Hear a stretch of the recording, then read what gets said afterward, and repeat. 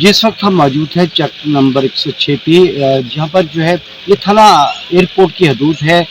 बेवा खातून की ज़मीन पर कब्जा करने की कोशिश की जाती है और आए रोज़ जो है इनके साथ तशद्दुद किया जाता है। वो इनके अपने हैं, वरासत इनके बेटे के नाम पे चढ़ी है। जो इनके शौहर थे वो वफ़ात के बाद गुलाम मुस्तफ़ा फौत हुए, तो उसके बाद जो है ये प्रॉपर्टी जो है इनके नाम, इनके बेटे के नाम लगी। लेकिन मुखालफिन जो है इनके जो अपने हैं वो ये ज़मीन छीनना चाहते हैं और खून सफ़ेद हो चुका है।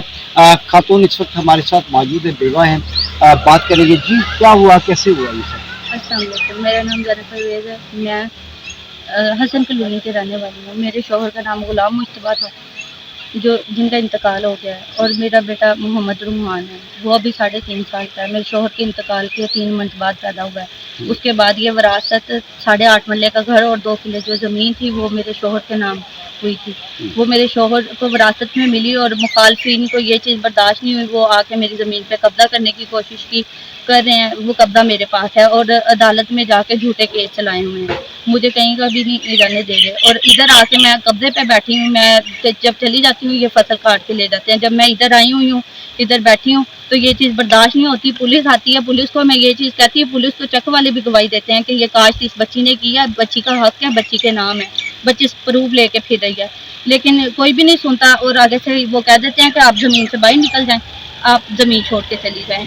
मेरा हक है, मैं कैसे छोड़ के जा सकती हूँ? देखिए, अप्रैल के महीने में जब ये फसल काश्त की तब की वीडियोस भी आप स्क्रीन पे देख सकेंगे।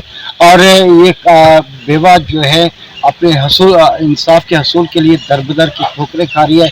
लेकिन थाना एयरपोर्ट जो है वो जो है मुखालफिन के साथ इनका कहना है कि मिले हुए हैं। लेकिन इंसाफ के लिए डीपीओ रहीमयार खान जो है उनसे अपील की हुई है। डीपीओ साहब का क्या कहना है? डीपीओ साहब के पास 2 दिन हो रहे हैं, मैं जा रही हूँ, पेश ही नहीं करवा रहे। 2 दिन हो गए मैं जा रही हूँ, पेश ही नहीं करवा रहे। पुलिस इधर आती है, मैं पुलिस को कहती हूँ मुझे पानी क्यों नहीं लगाने दिया जा रहा। वो कह रहे हैं कि हमें डीपीओ साहब ने भेजा है। फिर मैंने उनसे ये बात की है, मैंने कहा आप डीपीओ साहब को, एसएचओ को, डीएसपी को इधर ले आए ताकि उनको भी पता चले कि किसने कास्ट किया, क्या हुआ है क्या नहीं।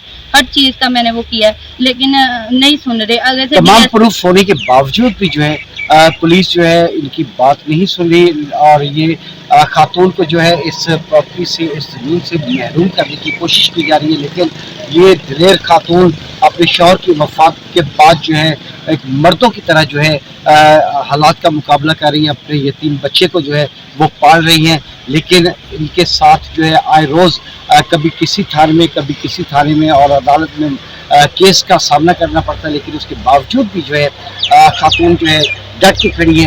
क्या अपील करना चाहेंगे? तो जी मैं ये अपील करना चाहती हूँ कि ना मुझे इंसाफ दिलवाया जाए। मेरी ज़मीन है, मेरी ज़मीन सूख रही है, मैंने अपने बच्चे का खर्चा उठाना है। मुझे मेरी ज़मीन काश्त करने की इजाज़त दी जाए ताकि मैं अपनी ज़मीन काश्त करूँ और अपने बच्चे का खर्चा उठाऊँ। और मेरे घर से भी फ़ारग किया जाए इनको। मेरा घर 8.5 मरले का, जो मेरा गैस बंद करके बैठे हुए हैं। मेरा बच्चा जब पैदा हुआ घर लेके आई, मेरा गैस बंद कर दिया इन लोगों ने। कैमरा मेरे घर के अंदर तक लगाया। मैं बी डिवीज़न थाने 4 दरखास्तें लेके गई हूँ, लेकिन मेरी कोई सुनी नहीं गई। वो कैमरा तू का जूं लगा हुआ है, वो कैमरा वहीं के वहीं लगा हुआ है, कोई नहीं सुनता। ये जो मुखालफिन है आपके देवर जेठ है, ये कोई और है? देर जेठ नहीं है, मेरे शौहर के सुतेले बहन भाई थे।